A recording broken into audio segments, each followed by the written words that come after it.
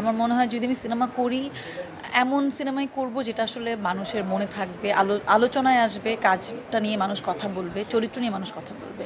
তো এই দুটো সিনেমা আমার জন্য তেমন। এখন এরপরে কি সিনেমা আমি জানি না। যেহেতু আপনি শাকিব খানের কথা বললেন, উনি মেগাস্টার একজন। এখন মানে সে নিজেকে ছাড়িয়ে যাচ্ছে। তার রিসেন্ট যে রকস্টারের টিজার দেখলাম, দারুণ লেগেছে। মানে ওনাকে একদম ডিফারেন্টভাবে আমি দেখেছি। সো কেন কাজ করতে চাবো না? অবশ্যই কাজ করতে যাবো, যেহেতু আমিও সিনেমা করছি। ভবিষ্যতে সিনেমা করার ইচ্ছে আছে, কারণ প্রত্যেকটা আর্টিস্টেরই একটা স্বপ্ন থাকে যে সে বড় পর্দায় নিজেকে দেখবে। সো আমিও সেটার ব্যতিক্রম না। তো যদি আসলে গল্প চরিত্র আমি ঠিকঠাক তেমন পাই, অবশ্যই করব।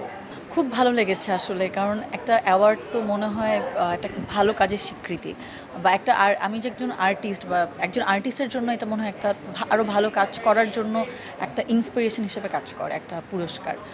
তো যদিও আমি মনে করি আমার কাজ যে আর্কাইভে থেকে যাবে, একটা ভালো কাজই আমার জন্য এটা আমার আর্টিস্ট হিসেবে পুরস্কার। দর্শকদের ভালোবাসা বা দর্শকরা যে আমার কাজ, আমার চরিত্রকে মনে রাখছে, সেভাবে আমাকে প্রতিনিয়ত আমাকে কাজের পুরনো কাজ নিয়েও এখন আমাকে অনেকে মেসেজ দেয় বা এই যে জানায় যে তাদের ভালো লেগেছে চরিত্রটা, এটাই আমি মনে করি এটা আমার জন্য পুরস্কার। কিন্তু অ্যাওয়ার্ড পেতে তো অবশ্যই ভালো লাগে। সেখানে অমিতাভ রেজা চৌধুরী, ওনার সাথে আমার প্রথম কাজ বহিমিয়ান ঘোড়া, আমার উল্লেখযোগ্য প্রথম ওয়েব সিরিজ হইচইয়ের সাথে আমার প্রথম কাজ, মোশাররফ ভাইয়ের সাথে আমার প্রথম কাজ। তো সব কিছু মিলিয়ে আসলে বহিমিয়ান ঘোড়া আমার জন্য অনেক স্পেশাল একটা প্রজেক্ট ছিল।